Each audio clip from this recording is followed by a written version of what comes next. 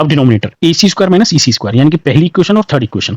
तो पहली इक्वेशन में से मैं तीसरी इक्वेशन को सब्ट्रैक्ट कर दूंगा। तो हम यहाँ लिख लेते हैं जिससे कोई कंफ्यूजन ना हो, A B square plus B C square, और ये क्या लिखा है, E C square equals to E B square plus B C square. Correct. इसको मैं यहाँ पे सब्ट्रैक्ट कर लूंगा। जैसे ही मैंने सब्ट्रैक्ट किया यहाँ पे, तो ये आप देखिए बी सी स्क्वायर आपस में कैंसिल हो गया।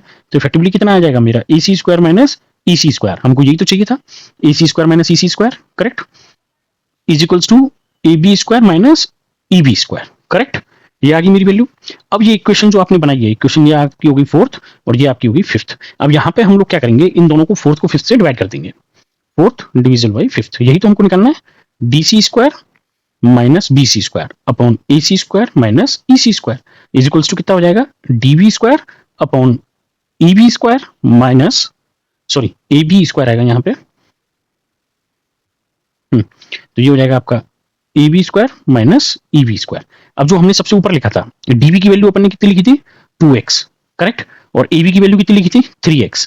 और ई बी की वैल्यू कितनी लिखी थी अपन ने, x। ई बी की वैल्यू कितनी है, x। तो हमको बस ये तीनों वैल्यू क्या करना है, यहाँ पे पुट कर देना है। तो डीबी की वैल्यू कितनी लिखी थी, 2x, तो 2x का स्क्वायर। ए बी की वैल्यू 3x, 3x का स्क्वायर, और इसकी वैल्यू x, तो ये हो गया x स्क्वायर। तो यहाँ पे हो गया ये 4x square 9x square minus x square. तो 4x square upon 8x square. x square से x स्क्वायर क्या हो जाएगा, यहाँ पे कैंसिल हो जाएगा। और 4 से ये 8 कितने बार कटेगा, 2 बार। तो वैल्यू कितनी आ गई, 1/2। बस यही तो निकलना था, D C square minus B C square upon A C square minus E C square. तो फाइनल वैल्यू कितनी आ गई आपकी, 1/2। ठीक है। ये पेन थोड़ा सा अजीब सा बिहेव कर रहा है, सॉरी। तो ये आपका क्या हो जाएगा फाइनली आंसर। तो आंसर कितना आया, 1/2। ये ऐसे लेंथी नहीं है, बट आपको समझने के लिए। आप ऐसे अलग अलग ट्रायंगल मत बनाना। एग्जाम में जब भी आपको सॉल्व करोगे तो सिंपल एक्स लेके डायरेक्ट इक्वेशन लिखना, ई C square D C square और ई सी स्क्वायर। करेक्ट। और इन तीनों के रेस्पेक्ट में जब आप सॉल्व करोगे, जो ये सॉल्यूशन है हार्डली इसमें 1 मिनट लगना चाहिए, बट वो सॉल्यूशन आपको एक्सप्लेन किया इसलिए थोड़ा सा टाइम लगा है। ठीक है। कोई डाउट हो तो पूछ लीजिएगा।